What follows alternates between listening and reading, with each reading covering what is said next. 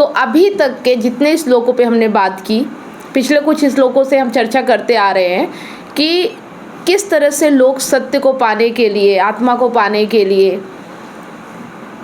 प्रयास करते हैं और कौन कौन से यज्ञ करते हैं, कर्म करते हैं। ठीक है, तो कृष्ण किसी भी कर्म की निंदा नहीं करते और कहते हैं कि इन सभी कर्मों को निष्काम कर्म जानकर कर्म करना तो तुम मुक्त हो जाओगे। लेकिन आज के श्लोक में कह रहे हैं कि ये सारी चीज़ें तो है, जितने प्रकार के यज्ञ बताए, जितने प्रकार के कर्म बताए, कृष्ण कहते हैं कि तुम चाहे जो भी करो, आना तो तुम मेरी ही ओर चाहते हो, चाहे तुम कुछ भी करो।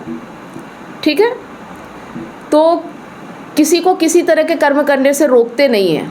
लेकिन आज के श्लोक में कह रहे हैं, हे अर्जुन, एक तरफ है द्रव्य द्वारा निष्पन्न यज्ञ, इन सबसे श्रेष्ठ है फल की आकांक्षा से रहित ज्ञान रूप यज्ञ। इस यज्ञ से निशेष समस्त कर्म ब्रह्मात्म ज्ञान में लीन हो जाते हैं। तो कह रहे हैं कि ये सारे कर्म हैं और करते हुए लोग मेरी ओर ही आना चाहते हैं। ठीक है, लेकिन इन सब में कुछ लोग द्रव्य का दान करते हैं, इंद्रियों को बस में करते हैं, कुछ लोग निराहार रहते हैं, तो कुछ लोग शरीर को ही साधन बना लेते हैं, शरीर को ही माध्यम बना लेते हैं, जैसे कि हठ योग हो गया। तो ये सब तो ठीक है, सब कुछ ना कुछ इसीलिए करते हैं ताकि वो मुझ तक आ सके, है ना। कामना तो यही रहती है कि मुझे पा सके। इन सब में सबसे श्रेष्ठ जो यज्ञ है, जो है ज्ञान योग। ठीक है, तो सबसे श्रेष्ठ किसे बताया है? ज्ञान योग को। और वो क्यों बताया है? क्योंकि ये सारी चीज़ें तुम्हें बाहर बाहर से कुछ ना कुछ करना बताती है और बाहर बाहर ही लाभ होता है। लेकिन जो ज्ञान योग है, भीतर का ज्ञान कराता है, तुम कौन हो, हर तरफ से मतलब तुम्हारी ओर ही आता है कि तुम कौन हो। ठीक है, तुम देवी देवताओं की पूजा कर रहे हो, लेकिन पूजा करने वाला कौन है? ज्ञान योग ये बताता है कि जो कुछ भी कर रहे हो वो करने वाला कौन है। लेकिन बाकी चीज़ों में ये नहीं देखा जाता कि करने वाला कौन है, वहाँ ये देखा जाता है कि क्रिया क्या है। ठीक है, क्रिया पे विशेष ध्यान दिया जाता है। और यहाँ ठीक है, हम ध्यान देंगे, देवी देवताओं की पूजा में भी ध्यान देंगे, यज्ञ में भी ध्यान देंगे, लेकिन सबसे पहला क्या है कि करने वाला कौन है, उसे हम देखते हैं। ठीक है, तो कुछ भी कर्म करें, बस ये पूछना है, ये जानना है कि जिस चीज़ के लिए हम कर्म कर रहे हैं क्या वो मिला। जो भी है करने वाला कौन है और उसे क्या वो चीज़ मिली जो कर रहा है। तो ज्ञान योग तुम्हें तुम्हारा ज्ञान कराता है। सही बात। ठीक है, तो इसलिए वो सारे कर्मों में ज्ञान योग को सर्वश्रेष्ठ बता रहे हैं। ठीक है, वैसे उनसे कोई मतलब नहीं है। देखो, गीता के जो 18 अध्याय हैं उनमें सारे योगों की बात की गई है। 18 योग है ना। सबसे शुरू में ही सांख्य योग, फिर कर्म योग, फिर ज्ञान योग, समझ रहे हो। तो 18 अध्याय में 18 योग बताए गए हैं, लेकिन सभी में सबसे सर्वश्रेष्ठ है ज्ञान योग। ठीक है, अब देखो क्या होता है कि अगर सत्य है तो ही माया है, कृष्ण है तो माया है, कृष्ण की ही माया है। चाहे तुम माया के माध्यम से सत्य को पाओ और चाहे डायरेक्ट कृष्ण को जान लो। ठीक है, लेकिन यही है कि तुम अगर माया में फंस जाते हो, तुम वो काम करने लगते हो जो सभी कर रहे होते हैं, जो परंपराओं से आता है, जो नियम से आता है, जिसे लोक धर्म कहा जाता है, तो तुम असली काम भूल जाते हो। उसमें ऐसे फंसते हो कि तुम यही भूल जाते हो कि तुम कौन हो और तुम्हारा असली काम क्या है। तुम कौन हो? तुम अहंकार हो, तुम अपूर्ण हो, तुम अधूरे हो। ठीक है, लेकिन तुम और अपूर्णता की ओर आगे बढ़ जाते हो। तुम्हें तो पूर्णता की ओर आगे बढ़ना है, तुम्हें तो पूर्ण होना है, तुम पूर्ण हो। लेकिन जब ये सब काम करते हो ना, तो तुम अपूर्ण होते चले जाते हो, तुम भूल जाते हो कि तुम पूर्ण हो। ठीक है ना, तो कर्म में कोई दिक्कत नहीं है, करने वाला कौन है ये ज्ञान योग बताता है। तो समझ में आ गया कि ज्ञान योग सर्वश्रेष्ठ क्यों है। जैसे मान लो आपको क्रोध आ रहा है, तो क्रोध आने के बाद क्या लगता है? जब क्रोध आता है फिर उसके बाद जब क्रोध खत्म होता है तो कैसा लगता है? ग्लानि होती है। ग्लानि होती है। ठीक है, जैसे डर होता है, फिर डर के बाद क्या होता है? डर के बाद अपने आप पे, जब डर आता है इंसान के अंदर तो फिर क्या होता है? डर आता है तो उससे बचने के तरीके ढूंढते हैं ना, मतलब विपरीत दिशा में चलते हैं। जैसे कि अगर क्रोध आया तो ग्लानि हुई, ठीक है, डर आया तो हम छुपने के तरीके ढूंढते हैं, बचने के तरीके ढूंढते हैं, है ना, मतलब विपरीत करते हैं, ठीक है। तो ये चीज़ें हमारी कामना को और बढ़ाती हैं, मतलब क्रोध को और बढ़ाती हैं। अगर ग्लानि कर रहे हो तो क्रोध घटेगा नहीं, फिर कभी क्रोध करोगे फिर ग्लानि कर लोगे, समझ गए? मतलब देखना ये है कि क्रोध क्यों हुआ, क्रोध हुआ ही क्यों, ग्लानि नहीं करना है, पछतावा नहीं करना है। अगर क्रोध आया है तो उसे देखना है कि क्रोध आया ही क्यों, इसे बोलते हैं आत्मज्ञान, है ना। ग्लानि नहीं करना है। अगर ग्लानि कर रहे हैं तो इसका मतलब फिर हम मौका दे रहे हैं दोबारा क्रोध करने का। हम पछतावा कर रहे हैं तो फिर हम ये तो नहीं समझ पा रहे ना कि क्रोध किया क्यों, ठीक है। डर आया है तो डर किस कारण से आया है, बचने के तरीके मत देखो, ये देखो कि डर से सामना करो। डर क्या है, क्यों आया डर, ये डर लग क्यों रहा है, कौन सी ऐसी चीज़ है जिसके कारण मुझे डर लग रहा है। अगर जान जाओगे तो डर खत्म हो जाएगा। आत्मज्ञान क्या है कि तुम जो कर रहे हो उसे देख पाना कि ये हो क्यों रहा है, ठीक है, एग्जैक्ट उस चीज़ को। और अगर तुम इस तरह से करते करते अभ्यास बहुत तगड़ा हो गया तो शायद उसी पल जब तुम क्रोध कर रहे हो एकदम उसी टाइम पे तुम देख लो कि मैं क्रोध कर रहा हूँ, और शायद उसी पल शांत हो जाओ, क्रोध आगे बढ़े ही ना। और उसे थोड़ी देर पहले देख लिया तो क्रोध आएगा ही नहीं। मतलब कहने का ये है कि तुम जो भी कर रहे हो उसे देख लो, उसे जान लो। सही है। यही एक तरीका होता है मुक्त होने का, यही एक तरीका है पूर्णता का, ठीक है। तो ये जो मतलब ये जो क्रोध के बाद ग्लानि आती है, ये क्या है, एक तरह से अहंकार अपूर्ण है, और जो कामना आती है वो ग्लानि की तरह होती है। ये ग्लानि ही एक कामना होती है, मतलब अपूर्णता को, अपूर्णता तो है, हम मान रहे हैं कि हम अपूर्ण हैं, हम अधूरे हैं, और कामना क्या होती है, हमें और अधूरा बना जाती है ना। जैसे ग्लानि हमें और क्रोध करने पे मजबूर कर देती है।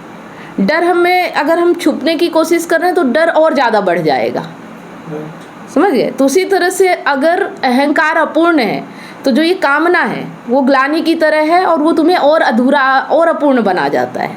तो हमें क्या करना है कि अगर अहंकार अपूर्ण है तो उसे सिर्फ जान लेना है। अहंकार कौन है, अहंकार क्या है, इस चीज़ को जान लेना ही आत्मज्ञान कहलाता है। ना कि कामना के पीछे भागना, ना कि कामना की पूर्ति के लिए प्रयास करना, ठीक है। तो अब से जब कभी भी क्रोध आए तो पछतावा मत करना कि मैंने गुस्सा कर दिया, मुझसे गलती हो गई, मुझे माफ़ कर दो। समझ में, लोग ऐसा ही करना शुरू कर देते, मतलब जो जिस वजह से क्रोध आया उस वजह को देखते नहीं हैं और सामने वाले से माफ़ी मांगने लगते हैं, गिड़गिड़ाने लगते हैं, गिल्ट फील करते हैं, लेकिन ये नहीं देख रहे कि क्रोध आया क्यों। सही बात है ना। फिर वो अगली बार के लिए बन जाता है, तैयार रहता है, फिर आएगा, क्योंकि जब तुमने जाना ही नहीं इस बार क्रोध क्यों आया तो अगली बार फिर किसी कारण से आ जाएगा क्रोध। लेकिन जैसे ही तुमने कारण जान लिया, जान लेने से वो कारण खत्म हो गया, क्रोध आना बंद हो गया, है ना। तो हमें जो भी कोई हमसे माफ़ी मांगता है ना, तो इसका मतलब वो चाल चल रहा है, वो अपनी गलती को छुपाना चाहता है। वो जो भी गलती कर रहा है ना तो उसे वो देखना नहीं चाहता है और हमें भी धोखे में रखना चाहता है ताकि हम भी ना देखें, इसलिए वो माफ़ी मांगने लगता है, गिड़गिड़ाने लगता है। समझ रहे हो, आ रहा है बात समझ में। तो यहाँ पे संसार में अगर कुछ भी कर रहे हो, ठीक है, कृष्ण है और कृष्ण की माया है, इसके अलावा तो कुछ है नहीं। और अगर इसे नकारा जाए कि देवी देवताओं की पूजा नहीं करना चाहिए, यज्ञ हवन नहीं करना चाहिए, झूठ है, तो फिर झूठ कहना पड़ेगा, क्योंकि संसार में झूठ तो है ही नहीं। सही है ना। या तो कृष्ण है या कृष्ण की माया है तो दोनों सत्य, झूठ तो कुछ है ही नहीं, है ना। बस ये है कि तुम माया में इतना खो जाते हो कि तुम अपने आप को भूल जाते हो, तुम ये भूल जाते हो कि तुम्हारा मेन उद्देश्य क्या है, लक्ष्य क्या है। मेन लक्ष्य। हाँ, कृष्ण कहते हैं ठीक है, तुम मेरी माया में फंसना चाहते हो, उसमें फंसे रहो। ये संसार माया में ही ना चल रहा है, फंसे रहो। कभी कम से कम तुम माया में भी तो चल रहे हो। कभी माया हटाओगे, कभी कोशिश करोगे तो सत्य ऑटोमेटिक मिल जाएगा। सत्य तो माया के पीछे ही हाँ, छुपा हुआ है। तो कम से कम माया में ही जा रहे हो तो जाओ, मुझे तुमसे शिकायत नहीं है कि कुछ भी करो, कुछ चीज़ें गलत नहीं है, सही नहीं है, कुछ नहीं है। लेकिन बस ये है कि जो भी कर रहे हो बस देखो कि जिस लिए कर रहे हो क्या वो मिल रहा है। कहीं तुम गलत दिशा तो नहीं भागे जा रहे हो। क्या पता मंजिल तुम्हारी इधर और तुम भाग इधर रहे हो, है ना। थोड़ा रुक के ठहर के देखो, पता करो, जानो कि तुम जिस भी दिशा, जिस भी कर्म को कर रहे हो, जिस भी काम को कर रहे हो, उसको क्यों कर रहे हो, करने वाला कौन है, और करने वाला जो भी है क्या उसे उस कर्म से कुछ हासिल हो रहा है। ठीक है, तो यही है ज्ञान योग। तो चीज़ें समझ में आ गई। इतना जो 25 से हम अभी तक इतने सारे कर्म गिना गए कृष्ण, है ना। तो कर्म तो बहुत सारे हैं, लेकिन जो श्रेष्ठ कर्म है और उस श्रेष्ठ कर्म को जो करेगा वो सीधे कृष्ण को प्राप्त करेगा, सीधे सत्य तक जाएगा। और जो माया में फंसेगा वो थोड़ा घूम फिर के आएगा। लेकिन यही है कि तुम्हारे पास टाइम कितना है, कितना तुम घूम फिर सकते हो, और पता चले कि पूरी ज़िंदगी ही माया में फंसे रह गए, कभी निकल ही नहीं पाए। तो दिक्कत ये हो जाती है। माया बुरी नहीं है, लेकिन माया में फंस जाना बुरा है ना। ठीक है, प्रकृति बुरी नहीं है, तुम्हारी कामना बुरी है।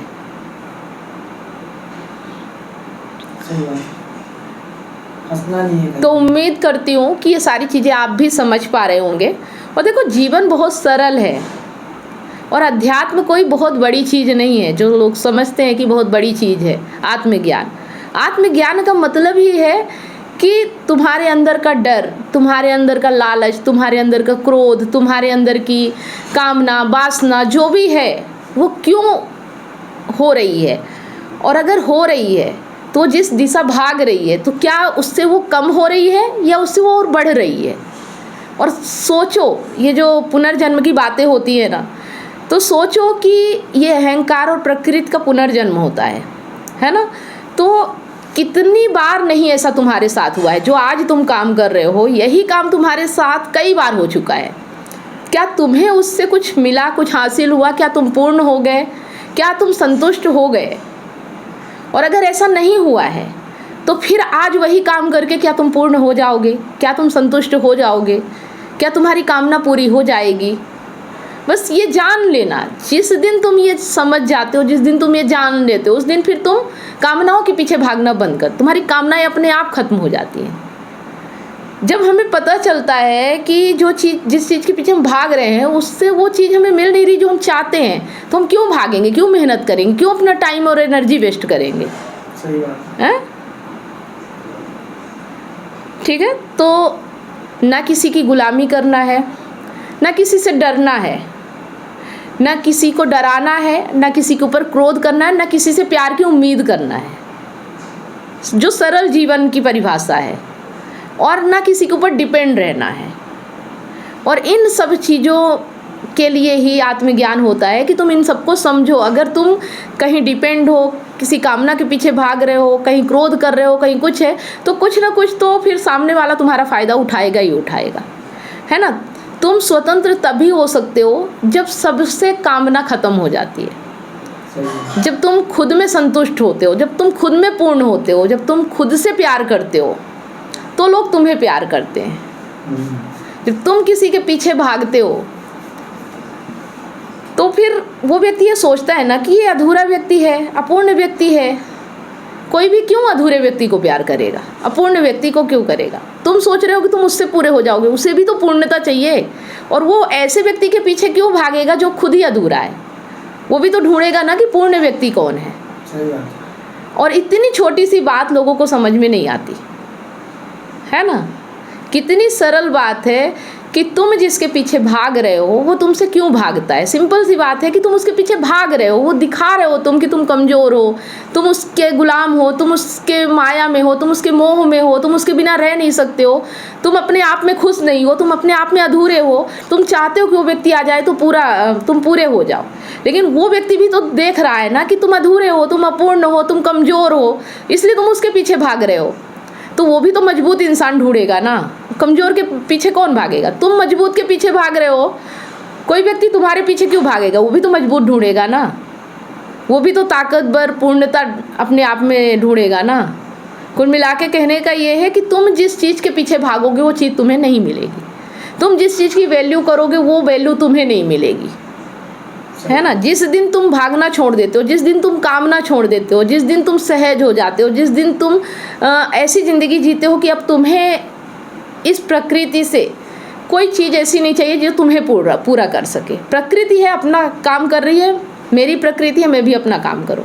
त्रिगुणात्मक प्रकृति है, अपना खेल कर रही है, और तुम दृष्टा बन जाते हो कि मेरी ज़रूरत नहीं, अपने आप सब कुछ हो रहा है, मैं तो सिर्फ माध्यम हूँ, एक माध्यम की तरह हो तुम, है ना। लेकिन तुम कर्ता बन जाते हो।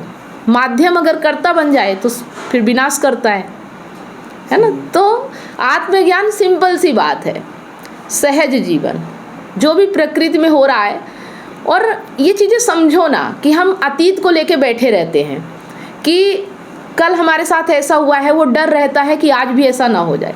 तुम सोचो कि अतीत में तुमने कुछ सोचा था, जितना भी तुम्हें मिला है, जितना भी तुमने पाया है, जो भी तुम्हारे साथ हुआ है, तो तुमने सोचा नहीं था, हुआ है। तो आज जो हो रहा है या जो आज होगा वो पहले से तो बेहतर ही होगा ना, है ना। मान लो कि अतीत में तुमने गुलाब जामुन खाया था, ठीक है, लेकिन आज तुम्हारे पास नमक रोटी है, तो तुम गुलाब जामुन को बेहतर मानोगे या नमक रोटी को बेहतर मानोगे, किस चीज़ को बेहतर मानोगे। जो आज है हमारे पास। मतलब भूख तुम्हारी तो नमक रोटी मिटाएगी ना, गुलाब जामुन कितना भी अच्छा था, लेकिन आज की तुम्हारी भूख नहीं मिटा सकता वो। और हम पागल होते हैं, मूर्ख होते हैं, जो हम अतीत की यादों में खोए रहते हैं कि पहले इतना अच्छा था, आज ये नहीं हो रहा। अरे आज जो है ना वही सर्वश्रेष्ठ है, आज जो तुम्हारी ज़रूरतों को पूरा कर रहा है, आज जो तुम्हें मुक्ति दे रहा है, आज जो तुम्हें शांति दे रहा है, आज जो तुम्हें पूर्ण बना रहा है, वही बेहतर है, वही बेहतर है ना। और कल्पना करते हैं कि भविष्य में ऐसा हो जाएगा। अरे होगा कि नहीं होगा, यहाँ प्रतिपल प्रकृति बदल रही है। क्या पता कि तुम जो कल्पना करने वाला व्यक्ति है वो कल को उसका माइंड बदल जाए, उसके विचार बदल जाए, उसकी सोच बदल जाए, तो फिर वो कल्पना बेकार। और तुमने आज अपना टाइम गंवा दिया उस कल्पना को करने में। आज जो तुम कर सकते थे तुम यादों में खोए रहे, कल्पनाओं में खोए रहे, है ना। यही होता है आत्मज्ञान। विश्वास, भरोसा, प्रकृति, ब्रह्म पे भरोसा करना, प्रकृति पे भरोसा करना, क्योंकि ये प्रकृति है हमारे लायक, तभी हम यहाँ हैं। तो अगर हम यहाँ हैं, जिंदा हैं, तो प्रकृति हमारे लिए भरपूर है, हमें किसी चीज़ की कमी नहीं है। हम भाग फालतू में रहे हैं कि हमें मिल जाए और मिल जाए, ये हो जाए वो हो जाए। अगर ये प्रकृति तुम्हारे लिए नहीं होगी ना, ये जीने लायक नहीं होगी ना, तुम यहाँ रहोगे ही नहीं। और अगर प्रकृति है तुम्हारे जीने लायक तो तुम जिंदा रहोगे, तुम्हें कोई नहीं मार सकता। सबसे ज़्यादा हम मौत से डरते हैं कि अगर हम कमाएंगे नहीं तो हम खाएंगे क्या, हम भूखे मर जाएंगे, हम बीमार हो जाएंगे तो दवाई कैसे कराएंगे। तुम सिर्फ अपना कर्म करो, क्या बोलते हैं, निष्काम कर्म। तुम्हें जो भी अभी दिख रहा है प्रेजेंट में तुम जो कर सकते हो, और वो कर्म ऐसा होना चाहिए जो डर से नहीं उत्पन्न होना चाहिए, जो लालच से नहीं होना चाहिए, जो किसी की कामना से नहीं होना चाहिए। वो काम ऐसा होना चाहिए जो सत्य को समर्पित होना चाहिए। समझ रहे हो, काम ही ऐसा होना चाहिए कि सत्य को समर्पित होना चाहिए। पता नहीं मंजिल कब मिलेगी, कैसी होगी, पर रास्ता ऐसा होना चाहिए, सफ़र ऐसा होना चाहिए कि वही खूबसूरत होना चाहिए। जब तक तुम जी रहे हो, जो भी कर्म तुम कर रहे हो उसी में आनंदित रहो, यही ज़िंदगी की खूबसूरती है, है ना। जो भी काम कर रहे हो खुश रहो उसमें, संतुष्ट रहो उसमें, और इसी को कहते हैं आत्मज्ञान।